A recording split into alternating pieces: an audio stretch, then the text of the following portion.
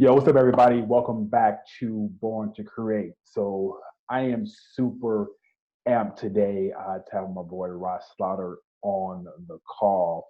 So, guys, a Born to Create is a simple concept, right? If who or what you want to be doesn't exist, go out there and create it. We can create the life that we want. So I have a fellow creator online right now. So, Rahzs, how are you today, my man? Dude, I'm doing fantastic. And I want to thank you for having me on your podcast and Yes, let me sir. have the ear to your listeners. Yes, sir. Yes, sir. Yeah, I know it's going to be great. So we met a while back. It may have been a year and a half, 2 years over at Warrior Wealth, over Yeah. with Gary. I think we have a mutual friend, Paul Fung. He brought us together, and it was an amazing, powerful event. I'm glad that we were able to connect, and you're here now on the podcast. So cool. So you are in one of my favorite industries. It's health and fitness. I am a big believer that we got to take care of our mind, body, and soul, with the body being first because that's what keeps us going, right? So, talk to me a little bit about your business that you're in now, and then how you got started in your business. Sure. Thanks again. And for those who don't know, Rahzs Story here. And I'll take it back to my earlier days because it really kind of formulates how I got to where I am today. Okay. Fitness has always been a part of my life because I was born with my right leg shorter than the other. I have Okay. no quadricep or hamstring on my right leg. So if Wow. you can envision, my knee is fused at the knee joint and doesn't move forward or back. So Wow. I had a disability. That's what they wanted to coin it or give my story. But I decided at an early age that that wasn't going to be that. And if I was going to be the author of my story, I was going to have to find my unique ability. And God gave me the ability to be strong and to be athletic, even with a disability that people think that most people who see it say, oh, you limp, you have a shorter leg, you have a disability. So right away, I started to work out very early, about 13 years old, started to do a lot of push-ups with my uncles and things like that. They would give me quarters and stuff to see how many push-ups I could do. And Right. before you know it, I was strong. And Wow. I got the eye of my local wrestling coach. And he was like, you know what? I'm looking for someone who's strong like yourself. I was all about, oh, I want to play basketball, but Right. being 5'2" and vertically challenged, Right. Right. Right. I wasn't going to really be leading Right. the charge there. Right. And I got into wrestling. And that just got me into exercise. And when I got pretty much, someone told me I went for a job and I wanted to be a personal trainer. And this guy basically looked at me and said, you don't fit the bill. You're not 6'2", blonde hair and blue eyes. And living on Long Island in a predominantly, Caucasian area, that I was like, what, are you kidding me? He goes, but I have a job for you, the front desk. You could start there and work your way up. Right. And a lot of people would have taken that as a way to just take a seat back and say, oh, you know what? Hell with it. I don't want it. I'll go find it another way. I said, no, thank you for opening the door so I could kick Yeah. it in. And I took that job in a Right. gym and pretty much just networked my way to becoming one of their leading trainers within a short period of time. And that really kind of got me into saying, you know what? I love exercise. I love fitness. Why not use my own personal story as a way to actually inspire and motivate others to creating the best version of themselves? Amen to that. Wow. Amazing story. So it's intriguing. So you were born with a disability, and most people let that define them. That will be their story. And I know most mindsets don't come natural. You weren't born with a powerful mindset to push past the disability, push past the adversity, push past what people told you your story should be, right? So how did you create the mindset at an early age at 13 to push past the story that the label people put on you? Well, it started at that age, and then of course you have to cultivate it Yeah. through challenges and kind of callous that ability to say, here's what's the reality, Yeah. here's what I want, and I'm gonna be able to go through it. But I remember it really just came from being, picked on, Mhm. kids, not, and I was like, you know what, I'm not gonna allow you to pick on me. Right. So how am I gonna be able to outdo you? I'm gonna do Right. more push-ups. I'm gonna do more pull-ups. And then by doing that, I found something that allowed me to be different, but at the same time stand out. And Right. when I got a little taste of that, I realized that we could all find that unique ability. And Mhm. I just started to tap into it, even as I gone to become an adult. What was my unique ability when I got into fitness? It was my Mhm. ability to connect with people and inspire them. I wasn't the smartest trainer. I don't know the most exercises. I don't have the best physique, But what I was able to do is connect with people and connect real human story to where they want to go, where they are, and show them that I could walk them through that gap. Right, right. So how important has your ability to connect with people been to your success? I have to say it's been everything. I mean, you and I are here connecting here and because of a mutual friend, but it's just really saying hi to someone. I met Paul back at another event several years, had no contact with him. And it just led on to one thing from another. And being a connector really just means that I like people and I like giving. And I read a book by Bob Berg a while back called The Go-Giver, and I really just implemented that into my life strategy for success, which I always look for the opportunity to give before I ask to receive. And that's really just allowed me to find people who are willing to assist me in life, assist me in business, or just spiritually say, hey, here, brother, you need a lift, you need some inspiration, motivation, here's something. And like I received a book last night from a fellow personal trainer, didn't ask for it, just sent it to me. And it was cool because I mean, he was just sharing with me his book. I was like, wow, that's a blessing. I'm going to give back. I'm going to make a video just contributing and sharing his message. Yeah. Awesome. Yeah, and connecting and sharing is super amazing advice for anyone's success. And you mentioned something a minute back about you were thankful that you got the front desk job. I mean, for me, having a attitude of gratitude every day, no matter where I am, I think it's important to anybody's success. How important to you is being thankful for any and everything in your life? Is that one of your core beliefs in your life? Talking about being thankful. Absolutely. One of my core values, and I learned from my grandmother who was from the South, Montgomery, Alabama. She basically didn't read or write. She took a bus up to New York when she was 22 years old. And life was very difficult. But something I never saw her ever do was she never had a bad day where she said, you know what, I'm a victim. And she lived in a smaller bedroom apartment, 1 bedroom, roaches, the whole nine, struggling. And I had the blessing to take care of her in the later years of her life. But I learned through watching how she handled her life and her daily activities every single day. And she was thankful that, you know what, she got up that day, she was breathing, and she was able to do what she wanted to do. And I find that we all look at entrepreneurship and business as like, oh, I need to be here. I need to be where this person is. And I wake up and say, I'm thankful to be alive. I'm thankful to have the opportunity to actually change someone's life. And I look forward to doing it every single day that I have on this earth. Right. And that makes you a huge giver. That's amazing. So your book. Now, I want to talk a little about your book. How are you inspired to write a book? First, tell us what the book is, what it's about, and then where the inspiration came from for that book. Sure. The book's called The 1 Hour Trainer, a 90-day roadmap to creating a profitable fitness business that you love. And the key to that whole thing was I was inspired by one of my mentors. He says, Rahz, what are you doing every day? And how many hours are you currently training? Now, if you know anything about the fitness industry, most fitness professionals train from 5:30 in the morning to 8:10 at night. And they have a gap in the middle of the day that has dead time. So it feels like they're working 14, 15 hours a day. And I told him, I said, I work about an hour to a week. He goes, wow, how did you do that? And when he asked me that question, a light bulb switch went off. And it's like, I went back home and I started to reverse engineer how I created my lifestyle fitness business around things that I wanted to do, like exercise. I work out really early in the morning. Why? Because I'm the first person that I need to invest in before I can invest in anyone else. Whoa, love it. Right? Love it. So I started with the 1 Hour Trainer, and I wanted to create a book that was a roadmap that if I had it, the day one of me starting out as a personal trainer could walk me through the process necessary in order to creating my own personal business that I love. Not that someone else, not copycatting, but it wasn't about trends. It wasn't built on Facebook or anything like that. These are sound marketing and business building principles that will allow you to land at a specific place in your life. Awesome. So this book is for personal trainers, right? People who want to get into the business.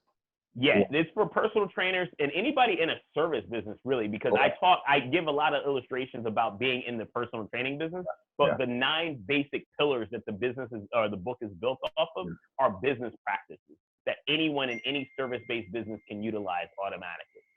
Okay, awesome. So you've been in fitness since you were 13. right? And you transition into entrepreneurship. How has fitness helped you be a successful entrepreneur? Mm, that's a great question. Well, I believe first and foremost, it gave me confidence. Mhm. And I truly believe that when you're fit, you feel good about who you are, whether you're in your clothes or you're at the beach or anywhere, Yeah. you're going to resonate a different type of energy. Yeah. I've seen some of the top CEOs in New York, who were out of shape and couldn't walk a block without Right. overheating. Right. And then you see someone who is working at a restaurant who's fit and he's walking around, big smile, chest up. He's resonating a different type of energy to the universe. Yeah. And so that it's meant everything for me. Yeah. And I see it as an entrepreneur. It allows me to have the energy I need so that I could produce at a level that I feel is efficient for creating the lifestyle that I want. Amen. Amen. And it's crazy. On this call, I can just see and feel your confidence. You are confident in the man that you are. The way you sit, the way you talk. And most people don't have that confidence. So who did you learn from? Who have been some of your mentors that have pushed you to this level that you're at now? Wow. I contribute my growth to, first and foremost, a philosophy called Kaizen. Okay. I'm always constantly and always improving and learning and growing. Okay. And I don't know about your specific story, but I know that early on, I couldn't afford coaches.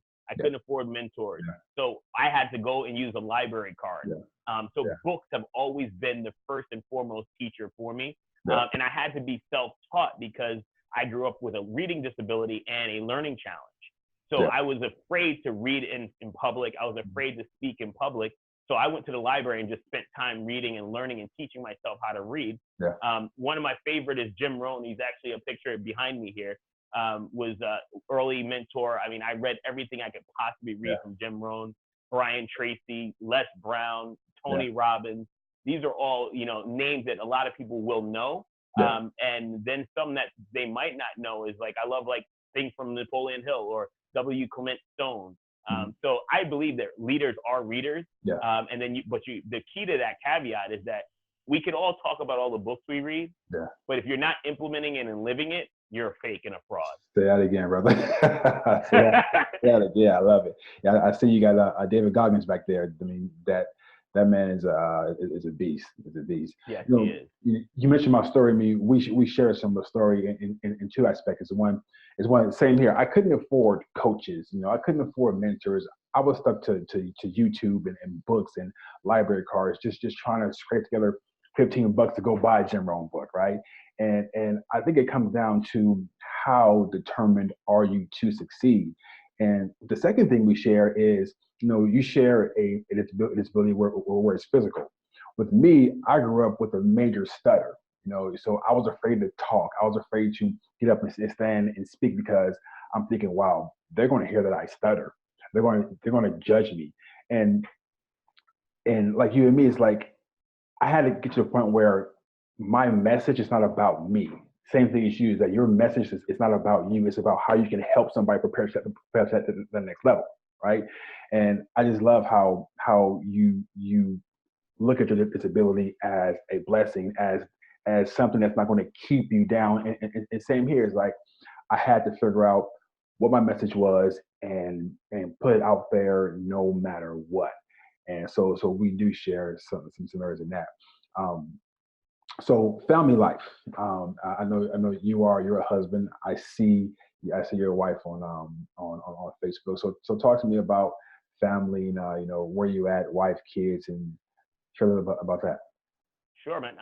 God blessed me with an amazing, beautiful wife, Michelle, and two amazing stepchildren, Nikki and Richie. One's 19 right now, and he's currently in the Coast Guard. One's 15. He's just finished his 9th grade year. And I truly, it came at a time when I needed it. For many years, my grandmother and my business were all that I focused on. And I had blinders on. And looking into getting into a relationship, I was just not interested. It was about, if I meet you, great. Thank you. I'll see you tomorrow. I got to keep it moving. And when Michelle came into my life, my grandma was in the final stages of cancer and passing on. And I believe believe that I know that I don't know your spirituality, but God brought her into my life so that my grandmother could go to her next place, and because she hung on for so long. And so it really means a lot to me. Being a married man and being a faithful man is so important to my success. A lot of people talk about being successful is all about how big your bank account is. But if you don't have someone that you love and loves you back, then you're not wealthy and you're not going to be successful. And when I found and put it all together, it was like an aha moment. You know, we both believe we studied the, warrior movement. Right.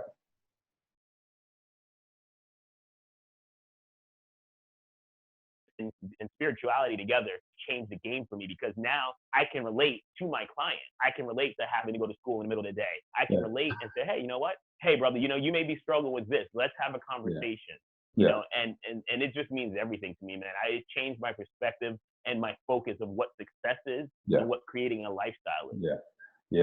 And it's super important to stand up and be a real man. And society tells us what a man should be, but we know in our everyday life, what makes us personally successful. And you mentioned focus, and there are a lot of people on this call who want to be entrepreneurs, who are entrepreneurs, who are dabbling, and I've noticed that focus is so important to being successful, right? And you mentioned focus. How do you maintain your focus every single day with all the distractions and everything trying to pull you left and right and up and down? How do you maintain your focus and not be distracted? It's a constant battle, brother, because one of the challenges is that if you're an ambitious person, there are going to be opportunities and shiny objects all around you. I am goal focused, so I make sure that I have my eye on 90-day goals. And it allows me to say, I got to stay dialed in for 90 days. And then I know I can recalibrate and I can set a new goal, because I will get distracted. And when you're running multiple businesses and having ADD, it's like, so my main thing is I have a schedule. I keep to a routine, and I set hard deadlines for myself so that I can pretty much design my business and my life around it. And I'm also ruthless with my schedule, to the point where my wife doesn't always love it, because if it's not in my schedule, it doesn't get done. Gotcha. Yeah. And so are you also running an actual physical location, a gym where people come in and you train them one-on-one, or is it more like a group setting? So I have two different business models. One, I have a personal training studio that I oversee and manage in New York. And then in Florida, I started one here, which is where I have two coaches and myself, and I'm running those. I still do some of the training, because I believe that you can't be someone who talks the game and doesn't have his hands in the cookie jar. And then I have a online coaching and consulting business where I help other fitness professionals understand what it takes to create a lifestyle fitness business like mine. Nice. So you're just out there creating the life that you want. So there are people sitting there not sure what to do, not sure how to get started, and they haven't experienced as near as much of the adversity that you've experienced. Being teased, being talked about. Get started. So what are some action steps that people can take right now to eliminate fear? Right, eliminate fear and just move forward and get the job done. Great question. So getting started takes, first and foremost, and we said it, goals. You got to sit down and find out what is it that you truly want. And then you got to find out, why do you want that?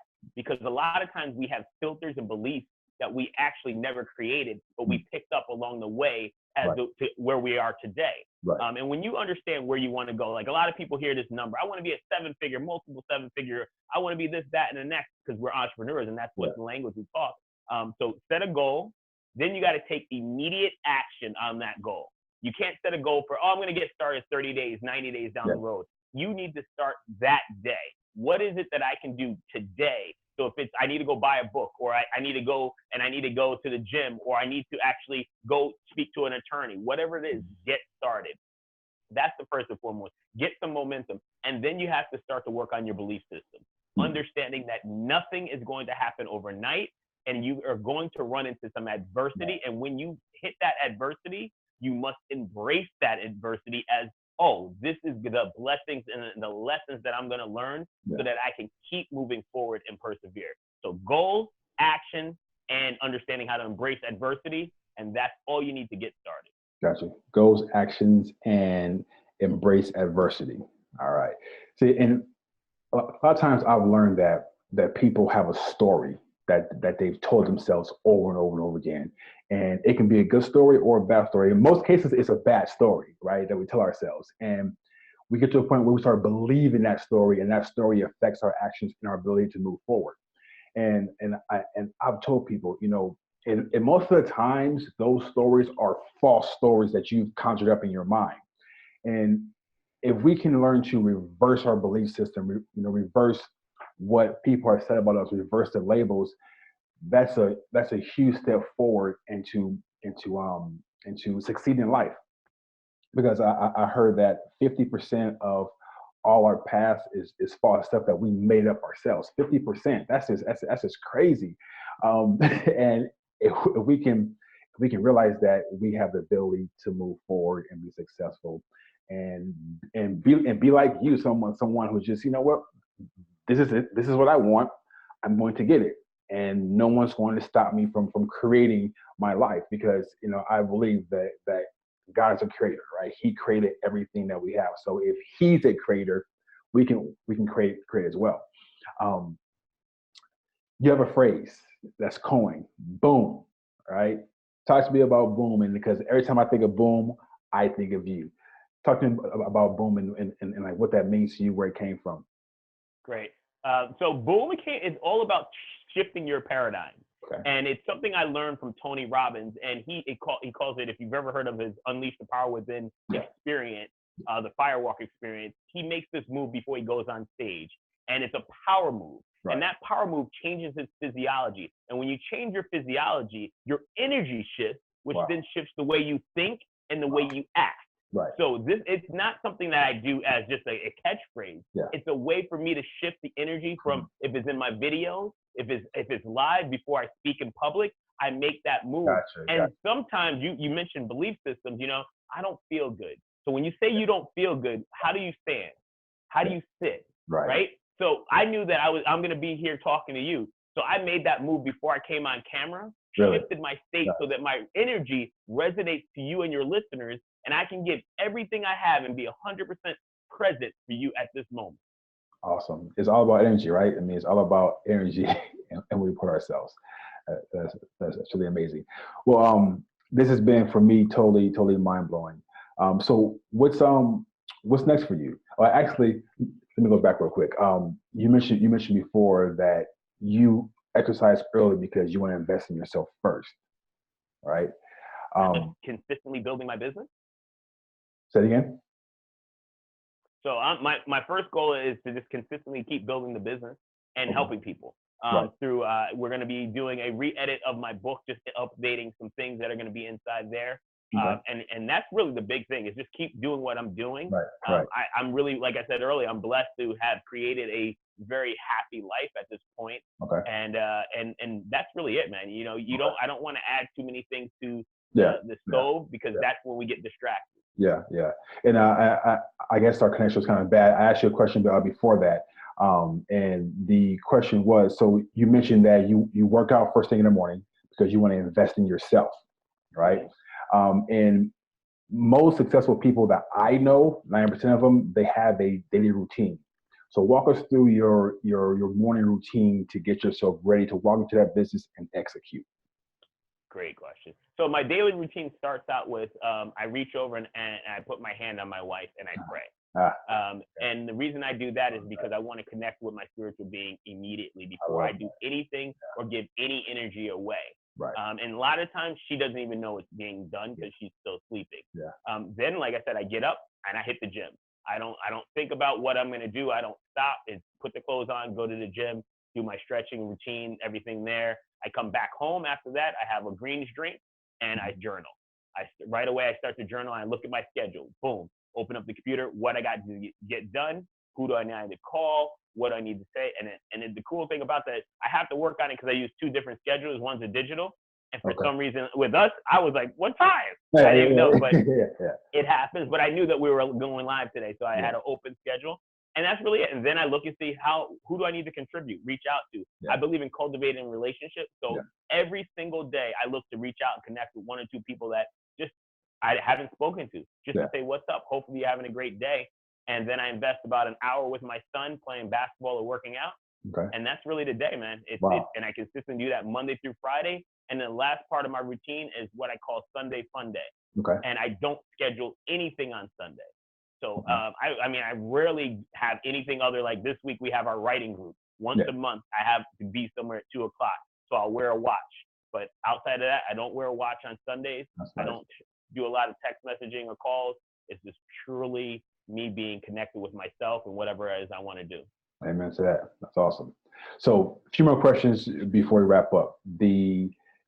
In closing, so what makes a good father, a good husband, and a good businessman?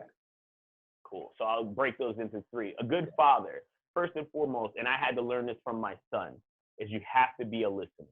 See, too often we try to tell our children what we think they need and what we think they should be doing, but we don't realize if we're not doing those things, they're learning from us. Yes. So it's really ask questions and listen more, and they'll tell you exactly that you need to show up for them. Yes. Yes. Being a good businessman, it just means that you got to be willing to stay up late, get up early, outwork everybody in sight, and be willing to put your mouth where your money is. Wow. See, too many entrepreneurs and business owners say, I'm going to do this, I'm going to do that, but they don't want to write the check that's going to pay the bills. Oof. And that's a fact. I've seen it a lot, especially now, how easy it is to get into business. Yeah. You know, everybody's, I'm an entrepreneur. Okay, write a check that says that. And the last one, being a good husband, truly means it's something that I'm sure you resonate with, is making sure that you stay present for your queen.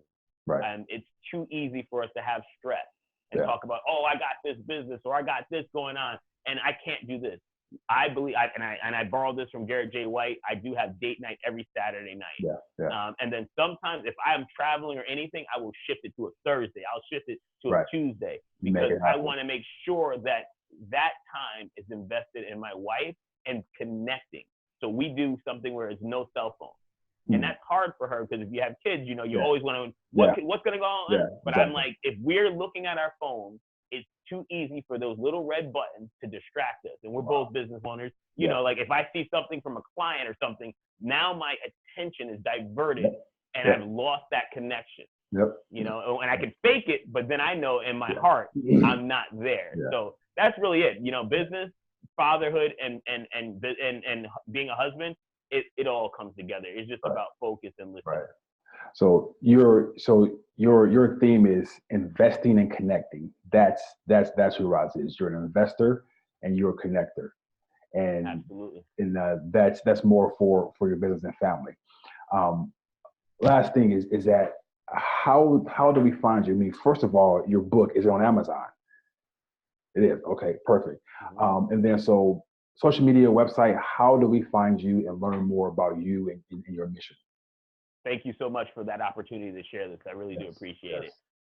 The best place to find me is on facebook.com/Coach Rahz. And Rahz is spelled R-A-H-Z. That's the best place. I put a lot of content up there, and my content isn't specific for industry specific. I really believe in motivating and inspiring people to create the best version of themselves. And I believe that if I'm going to be a conduit of that, I must be willing to walk and share authentically and openly whatever I'm doing. So you can find me on there, as well as you can go to my website, fitnessbusinessmastery.com. If you're a personal trainer, service provider, or an entrepreneur seeking to cross over into the health and fitness space, I'd love to have a conversation with you and share my background and some of my experience. Awesome.